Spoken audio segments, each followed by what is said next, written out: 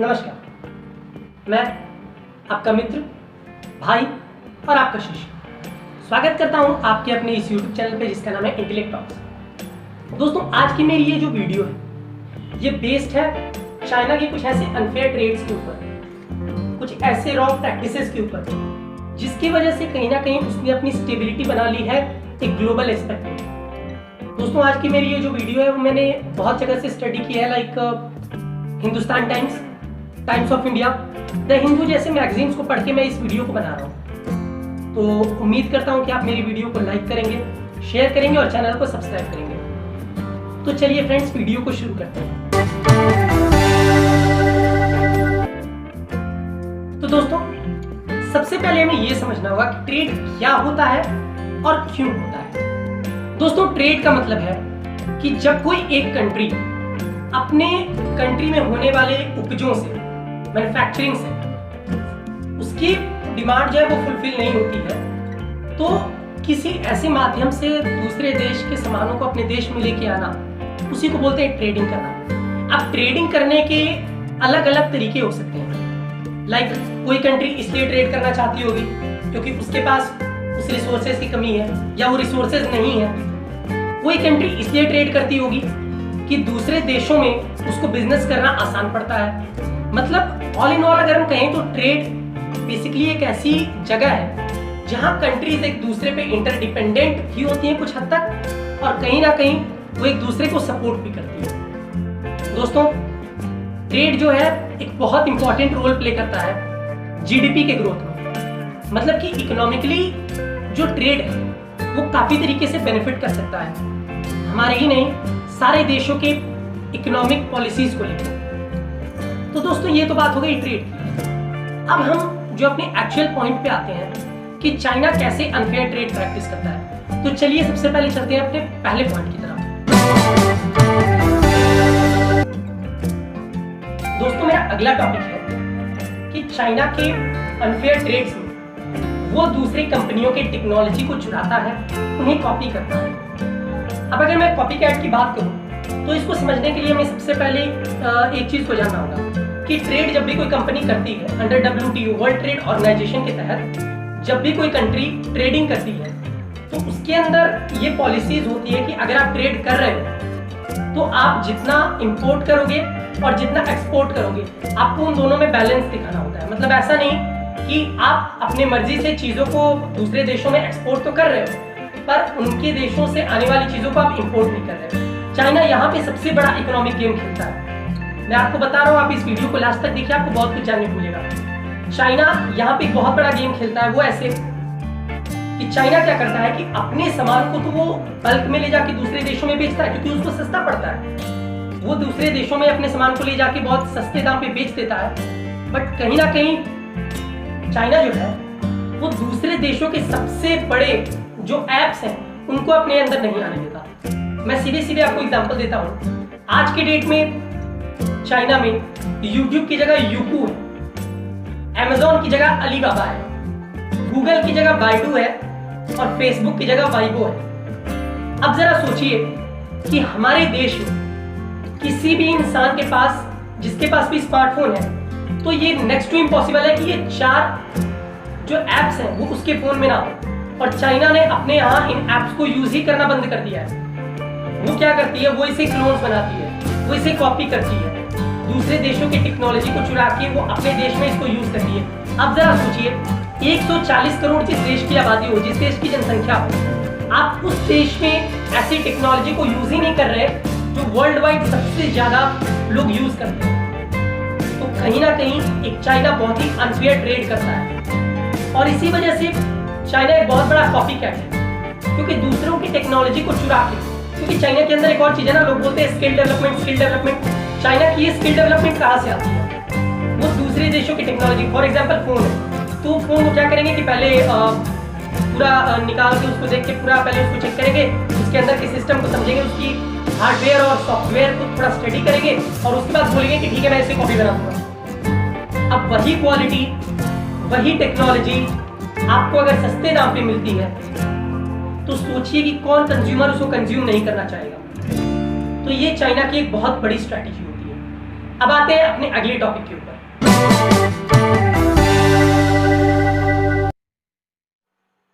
दोस्तों, चाइना की जो तीसरी स्ट्रैटेजी है वो है डंपिंग, प्रोसेस ऑफ डंपिंग। अब ये डंपिंग क्या होता है?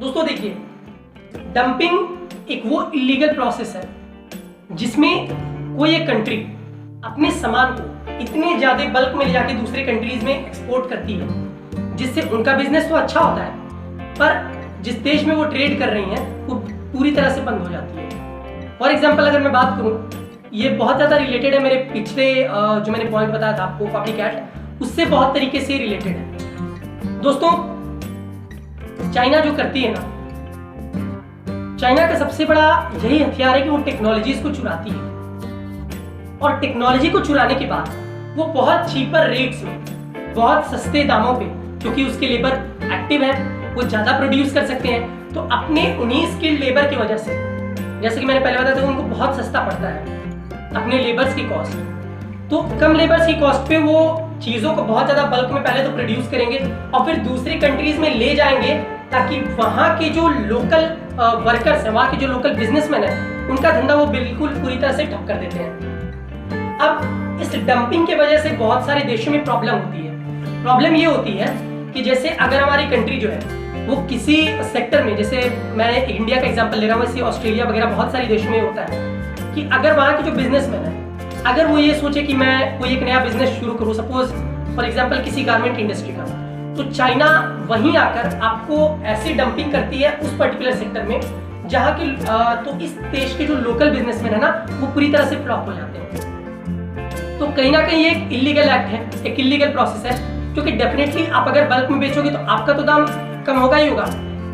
इसीलिए यही कारण है कि जो हमारी देश की सरकार है या बाकी देशों की सरकार जो है, लाइक यूएस ने जो है ट्रेड वॉर अनाउंस किया हुआ है, और ट्रेड वॉर की वजह से वो क्या करती है कि जो भी सामान वो परचेज करती है चाइना से या इंपोर्ट करने की अनुमति देती है चाइना को, चाइना उस पर बहुत ज्यादा टैरिफ्स लगाती है। अब टैरिफ क्या होता है, तो टैरिफ को जरा आप समझिएगा। टैरिफ को अगर मैं आसान शब्दों में समझाऊं तो एक तरीके से ये समझ लीजिए कि वो जो एडिशनल पैसा जो सरकार अपनी तरफ से लगाती है, या चार्जेस जो सरकार लगाती है किसी भी देश की कोई इंपोर्ट किए हुए सामानों पे, ताकि उसका कॉस्ट थोड़ा बढ़े और इससे देश को कुछ फायदा हो, वो जो पैसा होता है इम्पोज, उसको हम बोलते हैं टैरिफ। तो वापिस आते हैं, सरकार जो है इसके ऊपर टैरिफ लगाती है इस वजह से ताकि डंपिंग जो है वो रुक सके। अब डेफिनेटली अगर आप कॉस्ट को बैलेंस नहीं करोगे तो कैसे आप टैकल कर पाओगे? फिर तो चाइना आपकी पूरी मार्केट ले जाएगा। तो ये ट्रेड वॉर के तहत एक नई चीज जो यूज की गई थी यूएसए के द्वारा। अच्छा, अब ये जो डंपिंग है, ये डंपिंग बहुत तरीके से जो इकोनॉमिक कंडीशन है उसको नुकसान पहुंचाता है, क्योंकि कहीं ना कहीं वो कंट्री फिर स्टैंड अप नहीं हो पाती, खड़ी नहीं हो पाती अपने इकोनॉमिक टर्म्स को लेके। वहां के लोकल बिजनेसमैन को उतनी ताकत नहीं मिलती है, जिसकी वजह से इकोनॉमिकली वो कंट्री पुअर पे पुअर होती चली जाती है। तो अब आते हैं अपने अगले पॉइंट के ऊपर।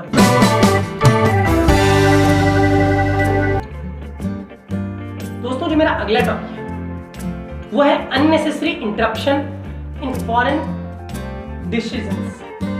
मतलब कि एक तरीके से मैं डिक्टेटरशिप की भी यहाँ बात करूंगा, और उसके जो फालतू का या इलीगल जो इंटरप्शन करता है किसी दूसरी कंट्री के फॉरेन अफेयर्स में, उसके बारे में भी बात करूंगा। दोस्तों, इस बात को मैं सिंपल एक तरीके से आपको बताऊं तो एक ऐसा इंसिडेंस हुआ था जहां चाइना के एक स्टूडेंट थे, चाइना का वो रहने वाला एक स्टूडेंट था, बट वो यूएस में पढ़ रहा था। तो यूएस में उसने क्या किया कि एक प्रोटेस्ट था, तो किसी चाइनीज कम्युनिटी के अगेंस्ट में कोई मूवमेंट था, तो उसमें उसने पार्टिसिपेट किया। अब चाइना को सोचिए इस बात से उसको क्या तकलीफ हो सकती थी कि एक ऐसा लड़का जो फॉरेन में जाके पढ़ाई कर रहा है, उस लड़के के फैमिली को चाइनीज गवर्नमेंट ने एक नोटिस जारी किया कि आपका लड़का जो है वो यूएस में जाके ऐसे ऐसे फॉरेन मूवमेंट्स में पार्टिसिपेट कर रहा है, इसका रिजल्ट फिर आपको भोगना पड़ सकता है। अब आप सोचिए ये किस तरह से चाइना जो है वो अपने देश के ऊपर भी दबाव बनाता है, और साथ ही साथ ऐसी ये न्यूज़ भी आई थी टाइम्स ऑफ इंडिया में, जिसमें बात क्लियरली मेंशन थी कि चाइना जो है वो इतना अनफेयर व्यवहार करता है फॉरेन बिहेवियर्स के बारे में कि वो अक्सर ऑस्ट्रेलिया के ट्रेड्स को जो है वो हिलाता रहता है। वो चाइना के ऊपर अक्सर ऐसे फॉरेन इंटरप्शंस लगाता है जो शायद उसे नहीं करने चाहिए थे। या तो वो किसी प्रेसिडेंट की बेइज्जती करने के लिए कोई एप्लीकेशन बना देते हैं, या तो फिर ऐसे रॉन्ग प्रोविजन का यूज करते हैं which is really not to be used by the countries like China. अच्छा, अब जैसा कि हम जानते हैं कि चाइना में डिक्टेटरशिप भी होती है, तो डिक्टेटरशिप कहीं ना कहीं इस चीज को प्रमोट भी करती है, क्योंकि चाइना का ये जो है वो उसका मेन मकसद है, मोटिव है कि either by hook or by crook they have to be the leading economist on the global aspect. और वही एक रीजन होता है जिसकी वजह से वो लोग अनफेयर प्रैक्टिसेस करते हैं। दोस्तों, ये तो बात मैंने की कुछ ऐसे नेटवर्क्स के बारे में, फॉरेन इंटरप्शंस के बारे में, बट जो सबसे करुणाजनक, जो सबसे दयनीय, जो सबसे अमेजिंग बात मैं आपको जो बताने जा रहा हूं वो अगले पॉइंट पे है। तो अगले पॉइंट को मैं रिक्वेस्ट करता हूं कि आप लोग बहुत ध्यान से सुनिएगा। तो चलिए बढ़ते हैं अपने अगले टॉपिक के ऊपर।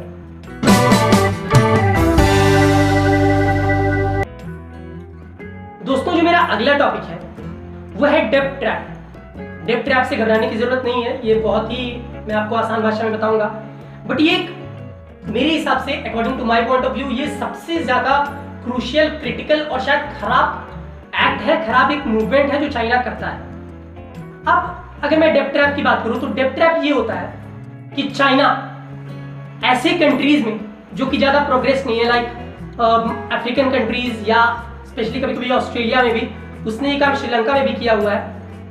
चाइना क्या करता है, इसको समझिएगा, चाइना जो है वो ऐसी कंट्रीज में प्रोजेक्ट्स को बनाता है, आई मीन मैन्युफैक्चरिंग करता है, जैसे ब्रिजेस बनाना हो गया, या कोई एक इकोनॉमिक सपोर्ट देता है किसी चीज के बनने में, बिल्ड होने में, जिसका पेमेंट वो कंट्री कर नहीं पाती क्योंकि उसकी इकोनॉमिकल कंडीशन अच्छी नहीं है। फॉर एग्जाम्पल, जैसे चाइना में मान लीजिए उसने एक बहुत बड़ा ब्रिज बनवाया, एक बहुत बड़ा ब्रिज और एक बहुत बड़े कह सकते हैं बजट से, तो चाइना जो है उसने बजट से बनवा तो दिया, लेकिन ये जो लोकल कंट्री है ये उसके बजट से आउट हो जाता है। मतलब कि श्रीलंका जैसी कंट्रीज या साउथ अफ्रीका जैसी कुछ कंट्रीज जो है वो इसको फिर जो है फुलफिल नहीं कर पाती। पैसा जो है वो एक तरीके से रेंट के अंदर वो दबते हुए चली जाती हैं, और इसका बदला चाइना कैसे लेता है कि वो उसके कुछ सेक्टर को फिजिकली खरीद लेता है या फिजिकली ओन कर लेता है। फॉर एग्जाम्पल, चाइना ने ऐसे ही कोई जगह बनवाई थी, किसी कंट्री का मुझे नाम नहीं याद आ रहा है, तो उसने वहां पे ऐसे कोई एक प्रोजेक्ट बनवाया था, कुछ डैम या कुछ बिल्डिंग की थी उसने, और उसके बाद जब वो कंट्री उसको रिफंड नहीं कर पाई, जब वो कंट्री उसके पैसे को नहीं चुका पाई और जब वो डेब्ट के अंदर दबते चली गई, तो उसने उस कमजोर कंट्री की स्ट्रेटेजिक पॉइंट ऑफ व्यू से अगर देखा जाए तो वो जगह इतना स्ट्रेटेजिकली इंपॉर्टेंट है बिजनेस के पॉइंट ऑफ व्यू से कि उसने जानबूझ के फिर उस जगह को ओन कर लिया फॉर नेक्स्ट 90 इयर्स। सोचिए, उस देश के किसी एक जगह को फिजिकली ओन कर लेना अगर आप उसके पैसे को नहीं चुका पाते हो तो ये कितना खतरनाक मूव है चाइना की तरफ से। तो दोस्तों, ये थी टोटल पॉइंट्स जो मैं आज आपके साथ डिस्कस करने वाला था। मैं आपसे उम्मीद करता हूं कि आपको मेरे पॉइंट्स पसंद आए होंगे, क्योंकि पिछले 7 दिनों से मैं इन्हीं के ऊपर बहुत ज़्यादा खोजने की कोशिश कर रहा था, समझने की कोशिश कर रहा था, और उम्मीद करता हूं कि आप लोग मुझे कोई सुझाव भी देंगे, बताएंगे कि मेरे वीडियोस में कहाँ कुछ कमी रह गई, या मुझे क्या इम्प्रूवमेंट की ज़रूरत है, या क्या कुछ अभी ना करने की ज़रूरत है जो मैं कर रहा हूँ। तो एट लास्ट में आपसे ये बोलूँगा कि चैनल को लाइक कर दीजिएगा, शेयर कर दीजिएगा, सब्सक्राइब कर दीजिएगा। मिलते हैं अगली वीडियो में, तब तक के लिए नमस्कार।